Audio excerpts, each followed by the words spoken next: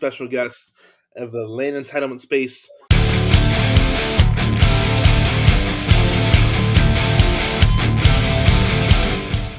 Mr. Mark Del Priori? Yeah, Priori. Yeah. Priori. Hey, everybody. And Mitchell Kida, who doesn't know how to capitalize his name. I'm picking on him. That's all good. But these guys, land entitlements. We're gonna dive into land entitlements today. I'm excited about today's conversation. First question I like to ask is, what part of the country you guys from? Hailing. I guess Mark, you want to go first, and we'll go into Mitchell. I kind of had the conversation that way, just so you know who I'm talking to. Absolutely, yeah. I'm located in Pennsylvania, about an hour north of Philly. Okay. And yeah. How long you been doing entitlements? So for me, entitlements is fairly new. I joined Mitchell and his team. He's been doing it for a lot longer than I have, and some of the team members for about since the 80s.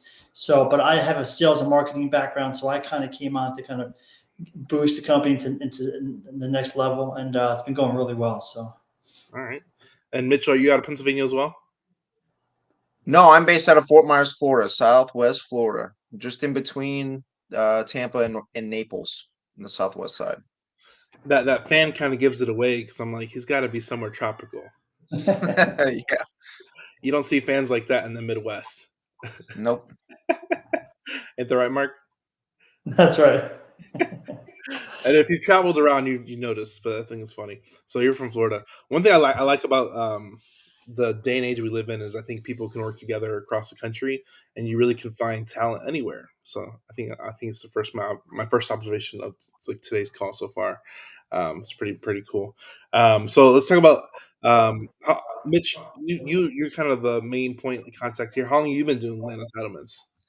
So I've been in about the land entitlement space for about 3 years now. 3 years, okay. Land entitlement space is a very big space. There's different types of land entitlements. Can you tell people what you've done in the past and like what your specialty is right now, currently? Yeah, so we have been doing some residential projects right now. We have about four projects over in North Carolina in the Greensboro, Winston-Salem market. We have a small project in the Arlington DFW market. That's a small 45 lot project that we're working on right now. We're building out our team in various markets all across the Sunbelt state. So that's kind of what we're focused on right now, and the areas that we're focused on right now. Yeah, North Carolina there's been a huge migration to the east. The east and Texas, southeast and Texas have been popping really, really a lot lately. I'm originally I lived in Atlanta for 6 years before I moved to California, and I've noticed a huge migration into that Atlanta, North Carolina, South Carolina markets. They popped a lot, even Florida too, in the last about 10 years. It's been really, really crazy to see, because I grew up in the West, and I really never really paid attention to that, but I've been noticing over the last couple of years that those markets have really blown up. You're exactly right. Yeah, it's fucking amazing to see. Can you talk about like why land entitlements? So I like land entitlements because I feel like, and I love the land space in general, because I feel it's one of those things where like we create more housing, and housing is one of those things. It's like a necessity every market. What's your opinion on land entitlements? And I guess I'll ask you, Mitch, and we'll jump to you, Mark, as far as like what's like your like personal growth of why you like land entitlements as a whole. Well, the real reason you want to start, Mark? Go ahead. Yeah, mine will be short and sweet. Mitch will have a more long-winded thing, sure. So I'll get mine out of the way. All right. So I joined the team because I recently sold the marketing company.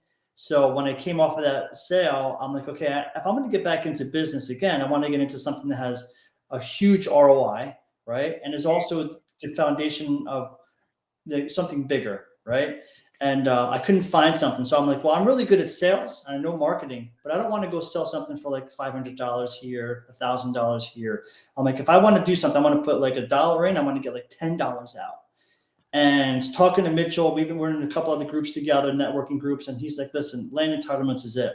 He's like, if you do it right and you're working with the right people and you got the right network, he's like, there's no bigger money in this and that I've seen other than like these big hedge funds running through stuff. So He's like, and it's if you know what you're doing, he's like, it's really pretty lucrative too. So that's why I got involved. Number one, but number two, because I have 5 kids, right? I need to feed my family. So it was because of that. But then right after that, it was okay. Well, what's the initiative? Like I can't sell something I can't get behind, right? Mm. And I don't even see it as selling. It's like advising. It's kind of helping people, the sellers, get their land, get the value they want, and then getting the builders to build more homes for new individuals to move into a new community, and literally building out America. So that concept, along with the financial concept, sold me. I was like, I'm in, because we're going to help build America, get people into houses. At the same time, I'm going to provide for my family. So amazing.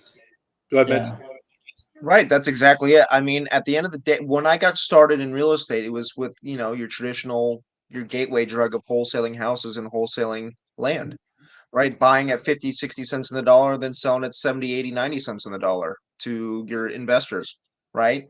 And then when you come across land entitlements, you're able to pay market value for these properties, for these landowners. You're able to give them their current value of what their property is worth today, or even more, because we're force appreciating the property by turning it into a shovel-ready state to hand over to these public builders, regional builders, smaller local builders or investors, or your bigger institutional build-for-rent groups or groups looking to build commercial multifamily apartment complexes, industrial flex space.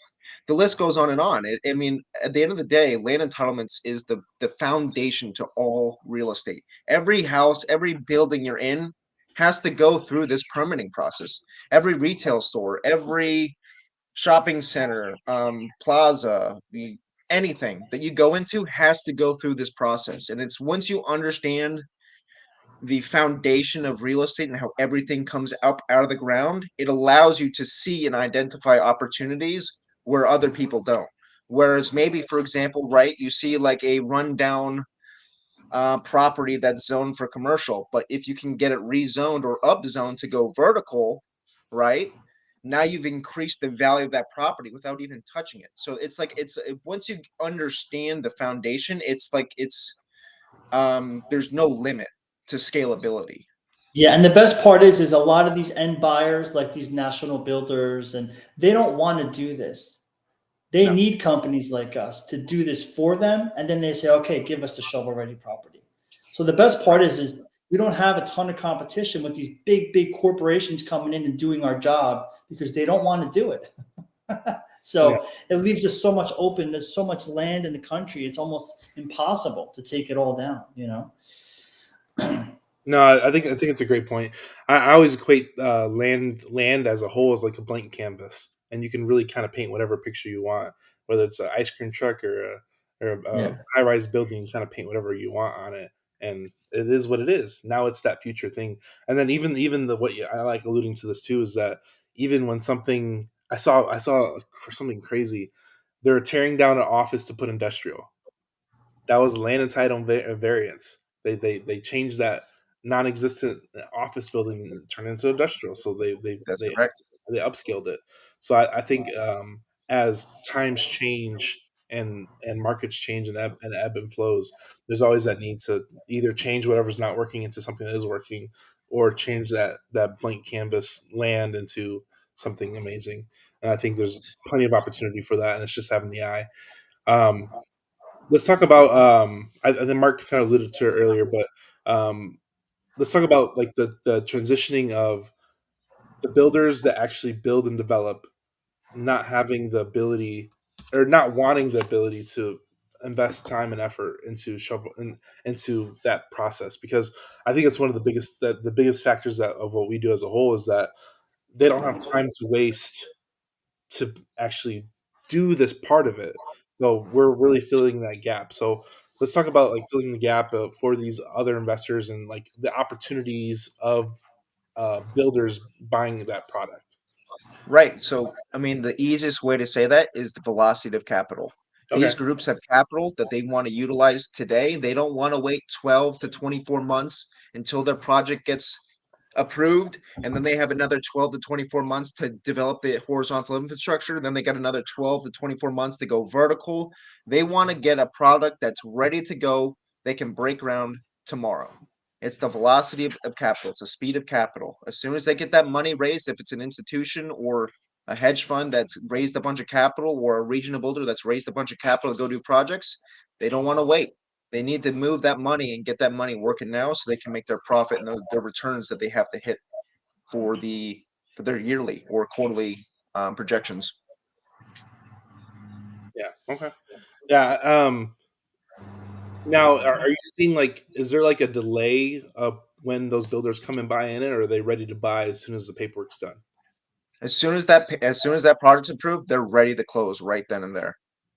Amazing. And even so, there's also some builders that will also close once you get zoning in place. So say if you're rezoning a property from agricultural to a residential zoning, because once you have a project, once you get it zoned, it is now, and you stay within the confines of the development code, it's considered a by right project.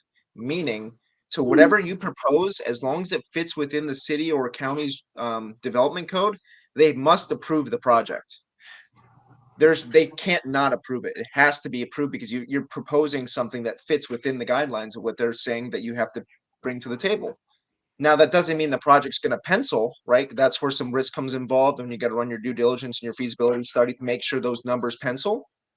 And that's where you'll have a buyer come in and they'll run a feasibility study if you want to close a property that is zoned, but it's not, you don't have a full site plan approved, right? So there's various stages where you can exit a property. Okay, that this is a good transition. Okay, so let's talk about like phases of entitlements of when it's time to exit. So I think a lot of people, this is a very unknown game. There's not a lot of information on it, and I don't know if you can answer this, Mark or Mitch, whoever's. I think is the definite question, but like you have raw land, agricultural, and you change the zoning to. You talk about changing the zoning into a single family zoning. Then you got to wait for county approval. What's that process like? Look like from A to Z in 2 minutes? Yeah, so if you're starting with a property that's raw, that's zoned for residential, that can take you anywhere from 6 to 12 months to get that, depending on your jurisdiction, right? Every jurisdiction is different on your time frame. But typically, you're going to get around to a 6 to 12 month time frame to get a project that's already zoned, right? To go and you submit your preliminary site plan. The city will review it. They'll take 30, 60 days to review it. And then once you get what's called a preliminary plat approved, then after that, you'll go and get your final plat approved with your civil engineer's construction drawings. And once all those are completed, you have a fully entitled, ready to break ground project. Now you can exit that deal at preliminary plat. That's one of the first stages where you can really exit with a good amount of um, return on investment. As far example, like you that's the first stage of value add, right? Is getting that initial preliminary approval for the project. That's kind of like the concept car. Like when like Honda or Toyota or BMW proposes a concept car, that's like your preliminary plat, right? And then once you get towards your actual civil construction drawings done and approved, that's like your finished production car, right? And then that's what they bring into the market. So that's kind of where the stages are in that project.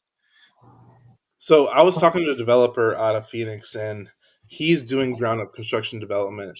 And one thing that he was doing, and this is, I guess, is varies opinion, but I want to ask what your opinion on it is. He's doing the different phases, but he's raising different. He's doing like instead of selling the projects, he's doing a new cap raise at that approval stage to do ground up and vertical development. So he's doing like different raises at each stage to stay in the deal versus exiting out. What's your opinion on that? And maybe like, is that based on people's risk level or tolerance or Right. know-how, or is it one of those things where like if you can stay in the deal, stay in the deal? Right. Yeah. It's all at the end of the day, you have to have the team in place, right? If you want to stay in and go vertical, you better have the team. You better have the general contractors in place. You better have all your civils, your architectural engineers, your mechanical, structural engineers all ready. You want to build that team to where if you do want to go vertical, right? That's just the foundation to get the project approved. Then you got to worry about the capital raise side, right? So you can so our model, right, is we're going to be turning, instead of selling the paper, selling these entitled projects, we're going to eventually roll into a company where we're doing build for rent. So to keep that equity in the deal, you can take that equity instead of selling that equity to another builder or institution that wants to buy the project. You can take that equity and get it appraised with the bank, and then the bank will take that appraised value of the paper that you've now have shovel ready project. They'll appraise that paper, and whatever equity that you have in that project, you can take it towards acquisition and development loan. So now you don't have to raise as much capital as you would if you were to go out and get a already entitled project, because now you've added that value, right? So you take that added value that you've done by getting the project entitled and you roll that into an acquisition development loan. Then you develop the property, stabilize it, and then you refinance, and then you pull your capital back out that you put into it. So I have a political question, and I don't know who's going to answer this one. Maybe you guys both, but both can answer it too. So I don't know if you guys heard about the lawsuit with Trump that was just the $300 million lawsuit. What's your opinion on that? Because it affects all developers as a whole. So what's your opinion on New York suing and getting that judgment for $300 million against Trump? Well, I mean, in reality, it's a witch hunt to get him. I mean, who knows? I don't know as far as the legality if he did commit fraud or whatever. I don't believe so. But as far as a premise of what they're doing, it's just going to make every developer never want to do a project in that state again. Because I mean, if they come for him, they're theoretically saying we can come for anybody, right? If you They're can't setting yourself in standards. some right. So why would you risk doing in a project if that's the potential outcome? It just doesn't make any sense. Why not just go do the same project? It takes the same amount of time, same amount of money, and just go do it in a different market. Yeah, and you wonder what their plan is behind that. Why are they trying to scare people, right? So Right. A lot of it doesn't make any sense. I think, and this is one of the things where I was on the fence with it, because it's so crazy, because literally every developer does this, and you kind of alluded to doing the same process. If you get paper appraised, you raise money for it. You know, so every developer does this, same exact Right. process. So yeah, I think it's setting a wrong precedent, and it's going to deter Mhm. growth and deter a lot of everything else. Because if there's no growth happening, it's going to push people to other states. Right. Exactly. yeah, And right. none of it makes any sense. What California's doing, what New York's doing, what a lot of these states and cities are doing just doesn't make sense from a economical standpoint. Um, None of it makes sense on paper. It's like they're self-destructing their markets. It doesn't make any Yeah. sense. Well, I have a funny question, because I have people that send me stuff all the time. Like, I have a deal in California or New Jersey or New York. What's your opinion on those markets? Because it's kind of, you kind of mentioned it here, but people send me deals like that, and I'm like, why? What's your Well, opinion? if it's an entitlement project, we'll do it. I mean, we were actively looking to move into California because, I mean, at the end of the day, it's an opportunity, right? If everyone's running away from a market, right, that just means there's less people there doing business. Now, I don't know if I would do a development project, but if I was to do an entitlement project and sell the paper and get out, yeah, I'd do that. We'd do that. Because at the end of the day, in California, right, it takes a lot. It's even more of a political environment. And if you do get a project approved, it's worth a pretty penny, right? Just because of this, how hard it is to get one approved. And when you do, builders and companies are willing to pay a premium for those projects because they're hurting for housing as well. I Yeah. mean, at the end of the day, we have a huge supply and demand problem in this country with housing and affordable housing, to where we could do 1,000 projects each and not put a dent into the problem. Like that's also the state of opportunity. Like there's no better time to be doing these type of projects because we are in such a deficit of have housing that we need. Until there's a breakthrough in technology in order to build a house in 10, 15 days at a larger scale, like these track builders like D.R. Horton, Lennar, Pulte, nothing's going to change. And then you got to factor in that it does take 12 to 24 months to get the project approved in the first place. So that's a whole bottleneck. So until the government speeds up the process to get these projects approved faster and to build homes faster, we're never going to fix the issue. Ooh, amazing. No, it's definitely a huge problem, and it's not going to get better. And to your point to California, I mean, there are national builders that are dying for projects like Yeah. properties. They need them bad. So even though people are flooding out of there, the builders are still there. They're still trying to build. So it's a really hot market, but sometimes it could take a little longer to get the things approved because of just the state. But we have some buyers there, national builders in California, that are just saying, whatever you got, just send it our way. So they're hungry. So it's possible. There's possibilities, there's options, but it's a market that we're looking into. Kind of doing our due diligence and expanding and seeing what the timeframes are going to be, and if it's something we really want to push or not. So.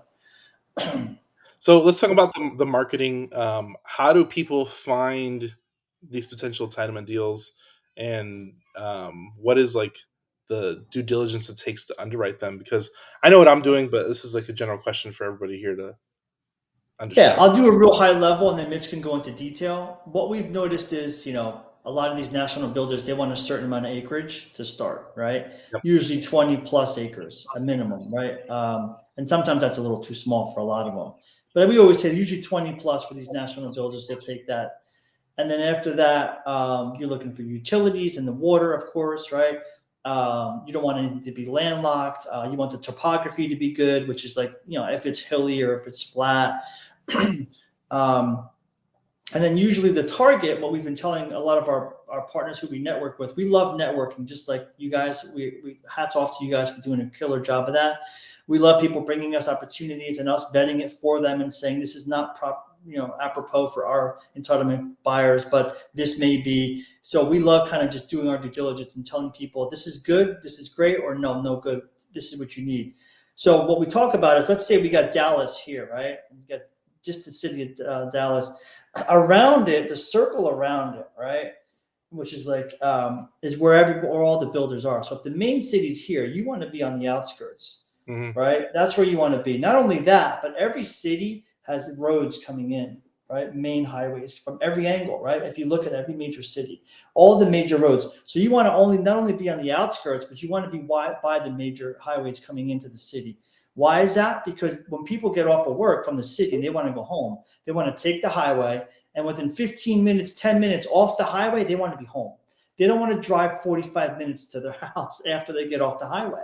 So the best places to look, right, are the outer skirts, right, of the cities, where the major highways are all coming in, right, and 20 plus acres and everything we just talked about, right? That, to me, from a marketing perspective, if you're someone who's a mass email or mass texter, that's perfect. Those types of areas. And then you just go to the major metros, technically, in the country, wherever you feel like there's a hot market, and do the same thing. And that's kind of like a really 30,000 foot view of what needs to be done from marketing. But then Mitch could probably go into more details as far as like other stuff too. So. Right. And so, I mean, really, if you want to get serious in the land entitlement space, you need to build out your team. You need to build your boots on ground team if you're doing it virtually. You need to be able to have potentially land use attorneys if you need to rezone a project, right? That have political pull in that jurisdiction. You also need your civil engineer ready to where if you have a potential prospect on your hands, you want to be able to get a hold of them, give them the parcel, and they can do some extra due diligence on it to kind of see where your lot yield might be, what kind of offsite costs might there be, is the utilities at capacity? Do they have capacity to even feed, say, for example, 100 lots on your parcel? I mean, can you even get the required amount of yield? And then just building out that team, right? And then from there, also in the land entitlement space, you need to have capital. You have to have capital because the majority of times, it's going to cost roughly around $1,000 to $2,000 per unit if you're doing a residential single family residential to get that project entitled. So if 100 lot project, it could fit anywhere from 100 to 200,000. If it's 200 lots, 200 to 400,000. It just varies on how big the parcel is, how big the project is, and how many units. No, that's a great number, and I'm really glad you said that. So for everybody here listening, that's I think 3,000, maybe. I think it's like 2 to 4,000 is where the sweet spot is per lot, depending on how many you're trying to get. But I think it's a great number. What I want to talk about this. How do you?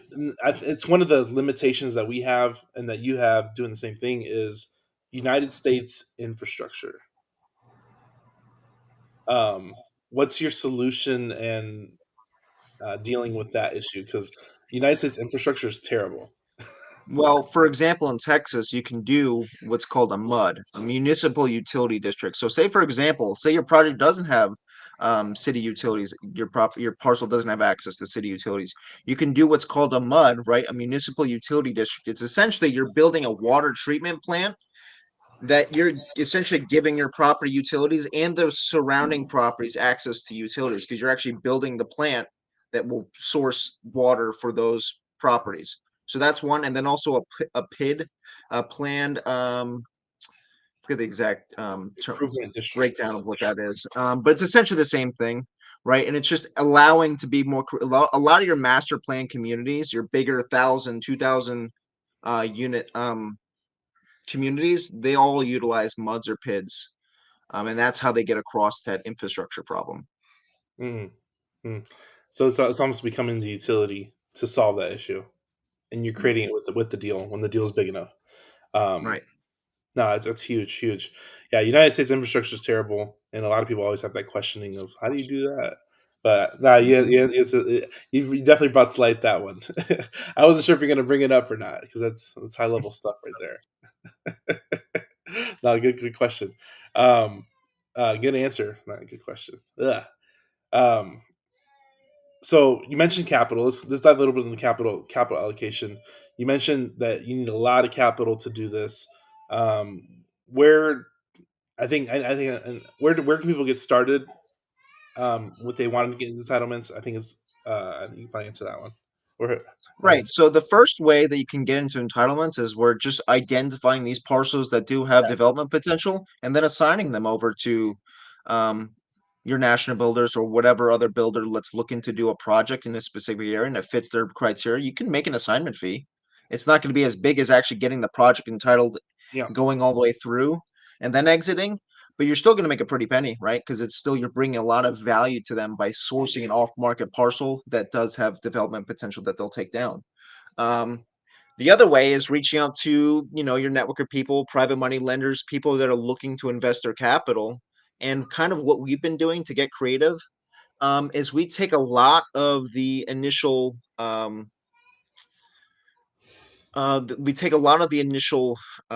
uncertainty of the deal out of the picture, right? We don't bring our private money lenders in with what we've been doing for our projects until we have our feasibility study done. We have all the necessary, at least we have a preliminary plat approval on the parcel, right? So we do have to spend 20, 30, $40,000 on the property, do a phase one environmental, geotechnical studies. We get that initial um, feasibility work done. We know that the project pencils, we know that the city's on board, right? And then once it gets more capital intensive is when your civil engineer is doing the construction drawings. That's when they're really spending a lot of time and actually putting the nuts and bolts of how that subdivision is going to look. And that's when it gets costly on that back end. And that's when we'll bring in a private money lender to fund that remaining portion to keep our costs low, right? And then we can give them a high return. We're giving our private money lenders 20, 30, 40% returns on their money because we are force appreciating the property so high we can pay those types of returns. Yep. And that's what we do to securitize our investors as well by taking that uncertainty out in the beginning by running an initial due diligence on the property, making sure it is a viable project. Because if we're just doing one-off projects, you know, 4 out of every 10 that you do, you might have to back out of. And if you're bringing in a separate private money lender for each one, they're going to be out. They're going to be out 20, 30 grand on an initial feasibility study, right? Whereas the next one, they might have got lucky because that project is viable and they're going to make a good return. So Yeah. it's about doing your initial due diligence, protecting your investors' capital, because that's the number one game. You don't want to blow your investors' capital. Absolutely. How do you find that capital that wants to jump into entitlements? Because it's very capital intensive. You need people with bigger capital commitments and longer timelines. So that's one of the biggest things that's always hard to find is you need large capital resources that's willing to wait 24 months. Right. Yeah, So well, I could talk about that a little bit because I'm on the marketing side. So I've been the one who's been finding a lot of the PMLs and bringing them to the table. And then Sure. Mitch has been the one who's been explaining to them how the capital is going to be positioned and where it's going to be deployed. And then together, that's kind of the team we're making, right? So, Sure. but to find them is, you got to use obviously online, right?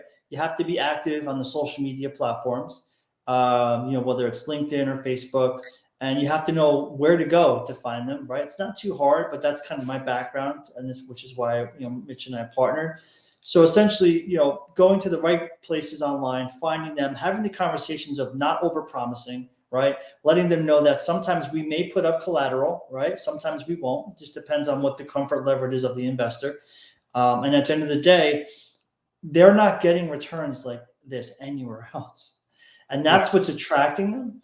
Is they're not getting anything over 10%, maybe 15% if they're lucky, from the stock market or from, whatever else they're doing, right? So when you tell them, hey, we're at 20, 30% on average, sometimes more, depending on, the opportunity, they're like, well, I want to listen. And then we explain to them, well, have you heard about land entitlements? And so a lot of it's about finding them on the social media platforms, et cetera. But once you find them, it's about having the right understanding of how to pitch it to them so they really comprehend it. And then they understand, okay, so the returns aren't just made up. It's actually, something that's very, very doable. And it's, so when you list it all out, but I don't know if you want to get specific into it, but essentially, that's what we typically do, and it works pretty well.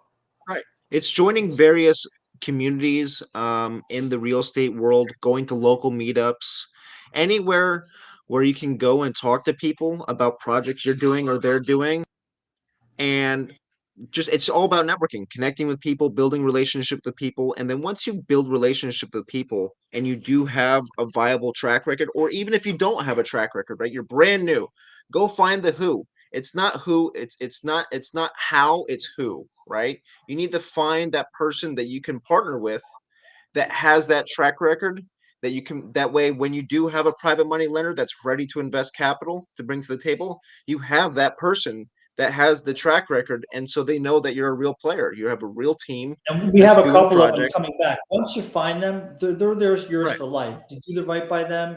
They'll say, listen, just roll my capital back in the next 6 months, roll it back in, and just roll it back. So they're seeing this almost like, if I can keep doing 20%, 30%, 25% consistently, it's almost like I'm setting it and forgetting it, right? And they like that, right?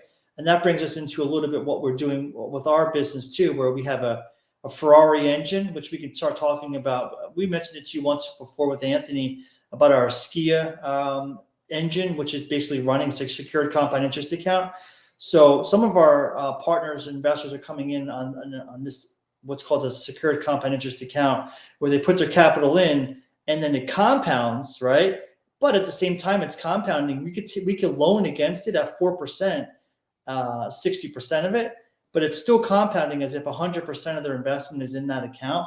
And essentially that's the engine of our business model. And so some of them are like, I want to do that. They're like, I want my money to compound. I also want to lend against it, deploy it towards land entitlements, then take the profits, put it back into the compound interest account and watch it explode even more. So we're kind of creating that whole concept now and building it out, and it's phenomenal. And everyone's like, how do I get in on that? So it's all about relationships and being honest and open. You know that you can't overpromise people, right? You can't be a sleazy salesman. Those days are over. People see right through that stuff. I mean, and I hate it. I just can't stand overpromising people. I'd rather underpromise and then come out looking like a winner every time. And that's kind of like the relationships we like to build with people. And it's been working really well. We've been very blessed, I have to say. Awesome. Yeah. What is a quote that is yours or somebody else's that you resonate with? Mark. You're on the spot. Man. I know a lot of quotes, but I haven't looked at them in a while. Jeez. If I had to think of one, I mean, I could just give you a concept, maybe not a quote. Is that cool? That's fine. Do it. So yeah, the concept is, it's positive. Your mindset has to be right first. So it goes positive mind equals deal flow equals, everything else. So it all starts with your mind. It all starts with positivity. So if you could just attract more of that positive stuff, You don't need to know how it's going to come to you, who it's going to send you it, how it's going to happen. Just think it's going to happen. Be positive. Continue to think and be positive and happy with other people. Don't be a negative Nelly that's always bringing people down. That we need more positive people, and it creates an infectious rule of more positivity, creates more opportunities, creates more financial freedom for our families. Absolutely. That's Yeah. good. Mitch? I don't necessarily have a quote, but I mentioned it just about 5 seconds ago, was the philosophy of who, not how, Okay. right? Yeah. That's how I've really been able to learn as fast as we can, or as I've been able to, is just always looking for the who and not trying to figure out how, because just by being around those people and talking to them and trying to bring them value, that's how you learn. It's just by being around those conversations, right? Or being in those rooms with those people that are doing those things. So whatever you're looking to do, go find that person's that doing it in your market, or go find that person online or on YouTube or wherever. Start looking for that topic or idea or specific niche that you're trying to get into, and then really find the people that are doing those projects or having success, and then find a multiple of them, because there might be some that are, they're not really doing the business, that they're just, your typical guru, right? That's just kind of monetizing those educational platforms. It's just doing your due diligence on those people, and then finding the people that you attract to, right? That you have the same type of values, um, everything in that component, and to find those people, and that's it. That's who, not how. One thing I'll mention too is I think people they're at different stages of their career, so at different capacities. So some people they're in their learning and growth stage, and some people they're in their retirement stage. I'm sure you come across those, and everybody's in their different stage of growth or relaxation. Because I feel like once you hit like that older stage, you're kind of relaxing and kind of trending down and taking it a little bit more easy, not necessarily taking on every project. Whereas people that are younger, are kind of hungry, or newer, are hungry and taking on a lot more responsibilities. I think it's finding that people and figure out where they're at in their stage of life and kind of attaching yourselves to them, because you can learn a lot from somebody who's on that back end stage because they've kind of accelerated and had the experience. But someone's new and hungry, they're seeing and talking to opportunity every day. So it's a different type of ebb and flow of Right. conversation based off of And who that to their stage. right. And one of my favorite people that I love to always watch was Bob Proctor, Think Okay. and Grow Rich. It's always about, it's complacency is the killer in everyone. The Yeah. second you get complacent is when it starts going downhill, right? It's that constant battle of, like, you have a bit of success, you get comfortable, it starts going downhill, and then you go back on that train, right? It's finding that balance of, like, how to have comfort but also keep managing that path of progress, right?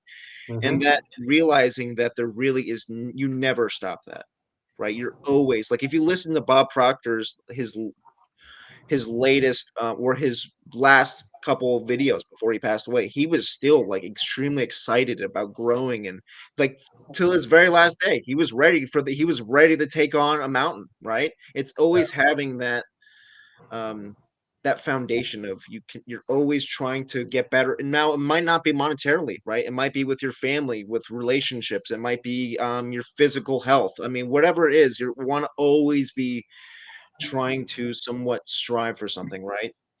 Because the second, again, I've been faltered for a ton of times, is the second where you feel comfortable is when problems start accruing, right? And it's just being able to be self-aware, and say, hey, all right, time to get back on the train again, right? And just it's always a fine line of just balancing that complacency versus progress. Amazing.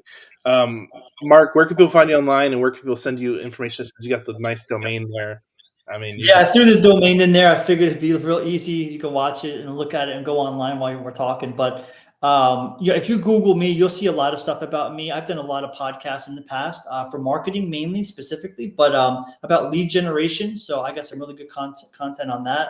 Some podcasts you want to take a look at. LinkedIn, you can look at me on LinkedIn. I'm big on there. Facebook, just put my name in. It's a pretty easy name. It's not really, nobody's going to really have that name.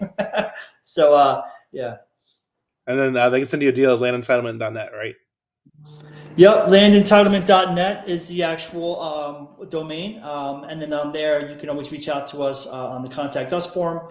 It's got a good description of what actual land entitlements is and step-by-step processes, etc. So awesome. And Mitchell, where can people find you online? Yeah, the best way to get a hold of me online is probably my LinkedIn account, is where I'm constantly looking at. So it's my name right here, Mitchell Kida, right down there in the bottom left corner. Type that into LinkedIn, you'll get a hold of me. There you go. For everybody who's listening, I hope go check them out. If you got a deal, send it over. If you like this episode, go like, share, subscribe. We'll see you on the next episode. Thanks for tuning in. Bye, guys. Hey, if you have any deals you'd like to submit to the Hive Mind and our team, go to hivebc.io. It's actually the Hive Buyers Club. Submit your deals and we can hopefully dispose your deal for you. Have a great day.